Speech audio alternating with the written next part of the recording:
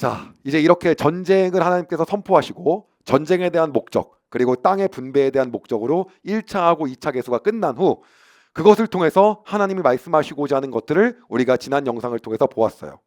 자, 이제 여기서 하나님께서 이 민수기를 통해서 어떤 걸 보기를 원하시냐면 좀 더 세밀한 부분까지 살피시길 원하는 거예요. 왜냐하면 하나님은 섬세하시고 세밀하시고 그리고 자비하신 하나님이시거든요. 왜냐하면 정복한 후에 그들이 살아가는 것이 더 중요한 분이 우리 하나님이신 거예요. 그때 바로 어떠한 장면이 나오냐면 바로 슬로브앗 사람이라는 므낫세 지파 중에 한 남자를 소개합니다. 이 남자에게는요 딸들이 있었어요. 근데 딸들이 5이 있었는데요, 이 슬로브앗은요 아들이 없었다는 거예요. 그리고 그들이 모세에게 와서 이런 말을 합니다. 민수기 27장 4절이에요. 벌써 27장까지 왔죠. 어찌하여 우리 아버지에게 아들이 없다고 해서 그 이름이 집안에서 없어져 버릴 수 있습니까? 우리 아버지의 친척들에게 재산을 주실 때 우리에게도 재산을 주십시오. 그때 아들에게 재산을 주니까 그러면 우리는 어떻게 하냐? 이 당시 문화는요 딸들이 받는 거는 정말 혁명적이었던 거예요. 여러분, 이게 우리나라 500년 전만 해도 말도 안 되는 일이 이게 지금 몇 년 전이냐면요, 신학자들의 표현으로 출애굽을 1446이라고 쳤을 때 그렇게 한 1년 정도니까 기원전 1400년도에 지금이 2020년도니까 그걸 더하면 거의 한 3500년 전잖아요, 대략이요. 그때 지금 이것에 대한 얘기가 나오고 있는 거예요. 하나님이 어떤 분이신지에 대해서. 그리고 모세가 이걸 가지고 하나님께 나아갑니다. 그리고 하나님 모세에게 이야기하세요. 민수기 27장 7절에서 11절입니다. 슬로브와 딸들의 말이 옳다. 너는 그 아버지의 친척에게 재산을 줄 때 그들에게도 재산을 주어라. 이스라엘 백성에게 전하여라. 어떤 사람이 아들이 없이 죽으면 그의 모든 재산은 그 딸들에게 돌아가리라. 만약 그에게 딸도 없으면 모든 재산은 그 형제들에게 돌아가리라. 만약 그에게 형제도 없으면 그의 모든 재산은 그 아버지의 형제들에게 돌아가리라. 만약 그 아버지의 형제들도 없으면 그 모든 재산은 그의 집안 가운데서 가장 가까운 친척에게 돌아가리라. 여호와께서 모세에게 명령하셨으므로 이것은 이스라엘 백성에게 규례와 율법이 될 것이다. 딸들에게 재산을 돌아가게 하신 거예요. 이렇게 갈 수 있게 하나님이 하신 거예요.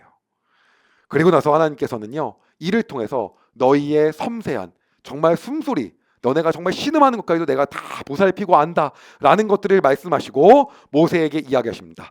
그 무리바셈에서 하나님을 거룩하게 여기지 않았던 거, 그것 때문에 바로 너는 곧 죽을 것이다. 이렇게 하나님께서 얘기하자 모세가 이렇게 얘기해요. 대신에 좋은 지도자를 하나님 뽑아주셔야 됩니다. 그리고 하나님이 모세에게 이야기하십니다. 민수기 27장 18절에서 21절입니다. 여호와께서 모세에게 말씀하셨습니다. 눈의 아들 여호수아를 데려오너라. 내 영이 그에게 있도다. 너의 손을 여호수아에게 얹어라. 제사장 엘르아살과 모든 백성 앞에서 여호수아를 세워라. 그리고 모든 백성이 보는 가운데서 그를 지도자로 세워라. 내 권위를 그에게도 줘서 모든 이스라엘 백성이 그에게 복종하여라. 그를 제사장 엘르아살 앞에도 세워라. 그러면 엘르아살이 우림을 써서 여호와의 뜻을 여쭈어 볼 것이다. 그의 명령에 따라 이스라엘 백성은 들어가기도 하고 나가기도 할 것이다. 자, 우리 레위기에서 배웠던 우림이 또 나오네요. 그렇죠? 그래서 여호수아를 세우게 됩니다. 그리고 차세대 지도자가 세워집니다. 하나님께서 이제 정복하기 전에 해야 될 것들을 잘 정리를 하신 후에 지도자를 세우셨어요. 그리고 하나님이 이걸 꼭 하시겠다고 말씀하신 걸 얘기하세요. 그게 뭐냐면 여러분이 그렇게 들었던 6월절부터 시작해서 그 절기를 있잖아요. 절기를 한 번 더 얘기하시는데 이번에는 레위기에서 배웠던 그 내용이 아니에요. 어떤 거냐면 그 절기에 어떤 예물을 드려야 되는지 위주로 얘기하세요. 어떤 예물이요? 왜 그런지에 대해서 우리가 한번 볼 필요가 있어요. 여러분, 예물의 의미하는 바가 뭐냐면요, 첫 번째 감사예요. 인도하신 하나님께 감사하는 거예요. 그리고 두 번째는요, 하나님에 대한 기억이에요.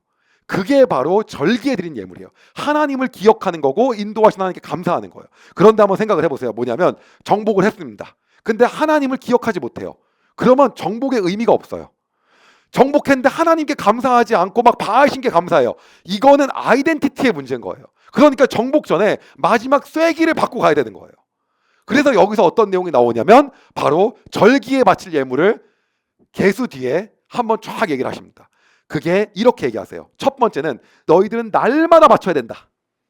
그래서 번제하고 소제 날마다 바칠 걸 얘기해요. 왜 날마다 바쳐야 됩니까? 내가 날마다 하나님께 헌신합니다. 날마다 하나님께 나아갑니다. 그럼 날마다 하나님을 기억하죠. 날마다 하나님께 감사하죠. 그러면 죄를 지을 일이 없고 엇나갈 일이 없다는 거예요.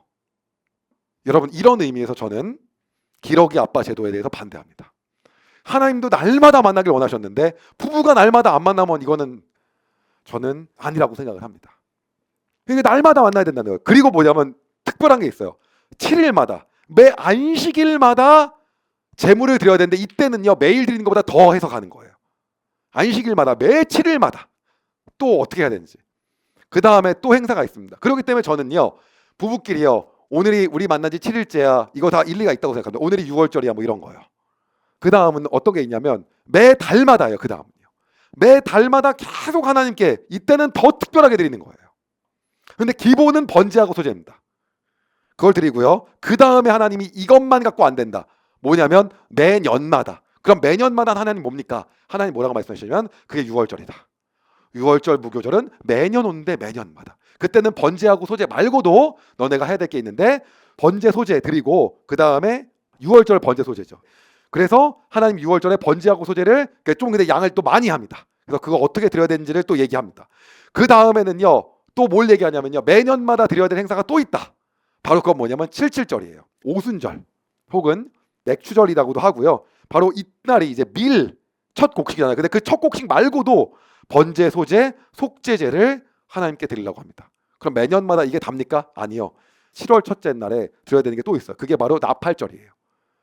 그때 너네가 역시 번제, 소제, 속제제 또 드려야 되고 그 다음에 7월 10일 날 그게 바로 여러분 아시는 것처럼 대속제일에 하나님께 또 예물을 드려야 되고 그 다음 7월 15일이죠. 일곱째 달 15일에는 초막절, 다른 말로 장막절, 배운 대로 수장절. 이때 또 하나님께 번제, 소제, 속제제 이때는 화목제까지 해야 돼요.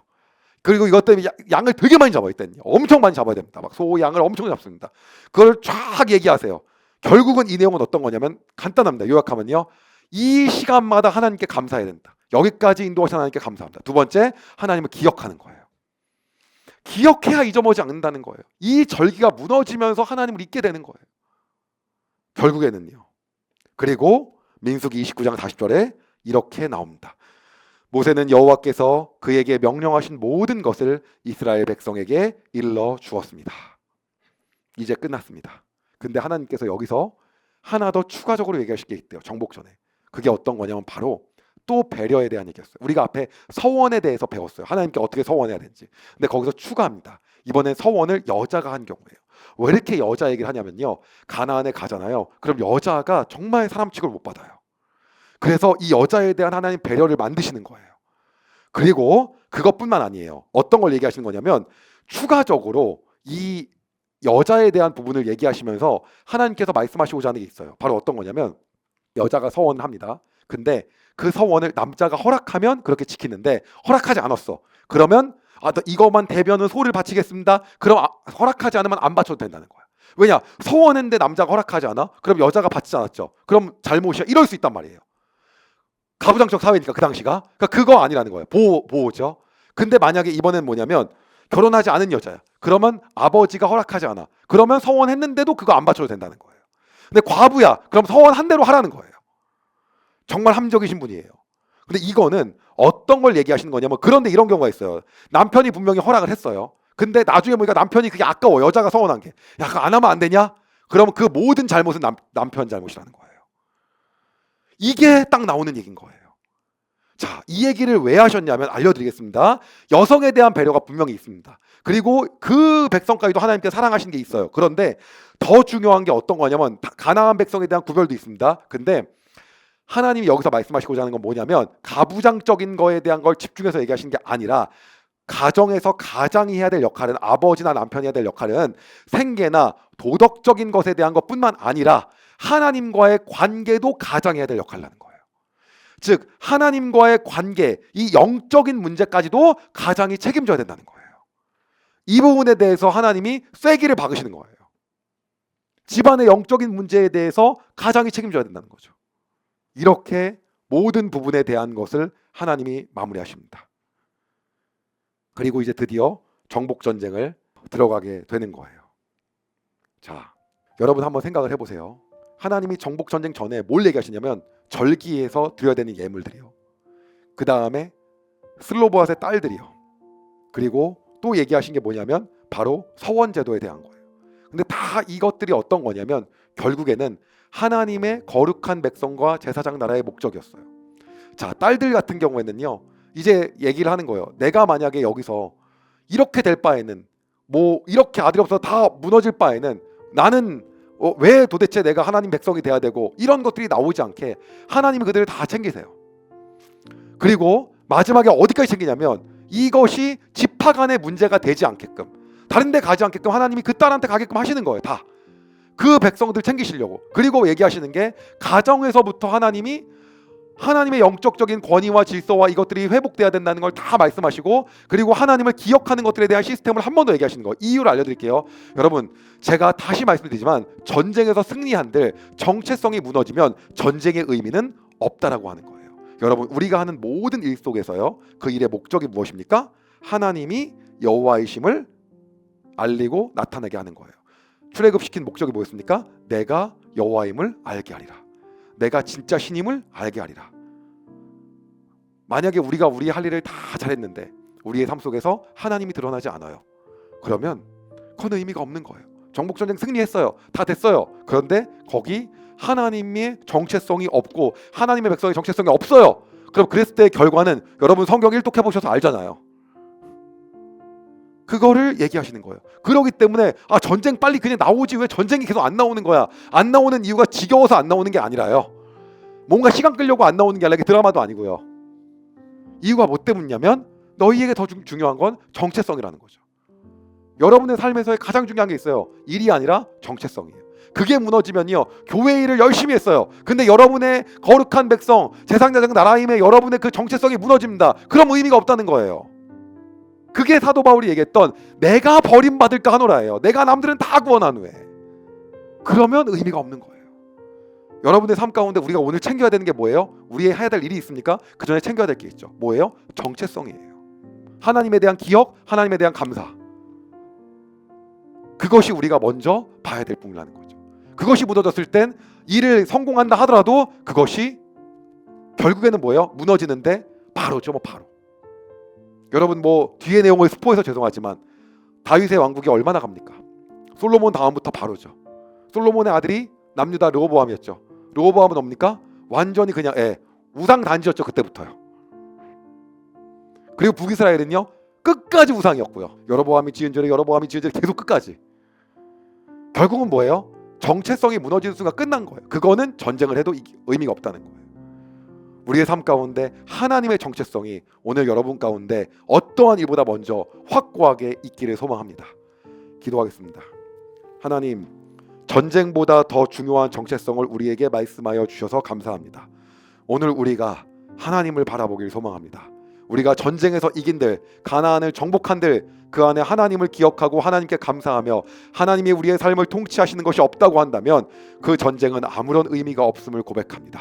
그렇게 하나님, 이 많은 절기들을 통하여 우리에게 예물을 얘기했듯이 우리가 하나님께 모든 예물을 드릴 때마다 우리 안에 감사와 하나님을 향한 기억이 있게 하여 주시옵소서.